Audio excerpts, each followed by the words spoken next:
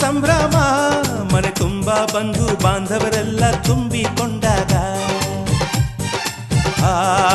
ಎಂತ ಸಂಗಮ ಶುಭ ಲಗ್ನದಲ್ಲಿ ಗಂಡು ಹೆಣ್ಣು ಜೋಡಿಯಾದಾಗ ಶಾಸ್ತ್ರೋತ್ತರ ಕಲ್ಯಾಣ ಏನ್ ಚಂದ ಕೇಳಣ್ಣ ಭೂಮಿಗೆ ಸ್ವರ್ಗಾನ ತಂದಂತೆ ನೋಡಣ್ಣ ಮನ ಬಂದ ಹಾಗೆ ಮಾಡಲು ಮದುವೆ ವ್ಯಾಪಾರ ಅಲ್ಲಣ್ಣ ಎಂತ ಸಂಭ್ರಮ